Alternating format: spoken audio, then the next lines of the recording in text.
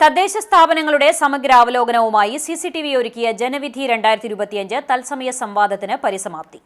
രണ്ടാഴ്ച നീണ്ട സംവാദ പരമ്പരയിൽ 3 നഗരസഭകളിലെയും സമീപ പഞ്ചായത്തുകളിലെയും ഭരണപ്രതിപക്ഷാംഗങ്ങൾ പങ്കെടുത്തു. പിന്നിട്ട 5 വർഷം നമ്മുടെ തദ്ദേശ സ്ഥാപനങ്ങളിൽ നടന്ന വികസനമെന്ത്, വികസന മുരടിപ്പെങ്ങനെ? ഈ വിഷയത്തിൽ സിസിടിവി സംഘടിപ്പിച്ച സംവാദ പരമ്പരയിൽ ത്രിതല പഞ്ചായത്ത് ഭരണപ്രതിപക്ഷ പ്രതിനിധികൾ അക്കമിട്ട് നേട്ടങ്ങളും കോട്ടങ്ങളും എണ്ണിപ്പറഞ്ഞു. കാട്ടകാമ്പാൽ പഞ്ചായത്തിന്റെ സംവാദത്തോടെ ആരംഭിച്ച പരമ്പര ഞായറാഴ്ച പുനേർകുളം പഞ്ചായത്തിന്റെ അവലോകനത്തോടെയാണ് സമാപിച്ചത്. സിസിടിവി സ്റ്റുഡിയോയിൽ പ്രത്യേകം സജ്ജീകരിച്ച ലൈവ് ക്രോമ സംവിധാനം ഉപയോഗിച്ച് ദൃശ്യചാരുതയോടെ സംവാദം പ്രേക്ഷകരിലേക്ക് എത്തിച്ചു.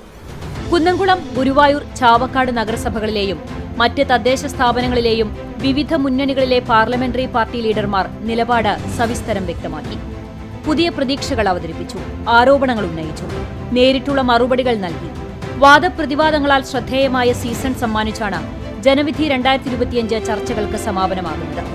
CCTV senior news editor Tony, news editor Ramya Sanil, news coordinator Jose Maliyekkal എന്നിവർക്ക് പുറമെ മുതിർന്ന മാധ്യമപ്രവർത്തകരായ CF ബെന്നി, KC ശിവദാസ് എന്നിവരും മോഡറേറ്റർമാരായി. സിസിടിവി ന്യൂസ് ഡയറക്ടർ KC ജോസിന്റെ നിയന്ത്രണത്തിലും ഏകോപനത്തിലും സിസിടിവി സംഘാംഗങ്ങൾ അണിയറയിൽ പ്രവർത്തനങ്ങളിൽ പങ്കാളികളായി. സമാപന ദിവസം രാവിലെ പുന്നയൂർ പഞ്ചായത്തിന്റെയും ഉച്ചയ്ക്ക് ശേഷം പുന്നയൂർകുളം പഞ്ചായത്തിന്റെയും പ്രതിനിധികളാണ് ചർച്ചയിൽ പങ്കെടുത്തത്. ജനവിധി 2025 സംവാദ പരമ്പര സിസിടിവി യൂട്യൂബ് ചാനലിൽ ലഭ്യമാണ്.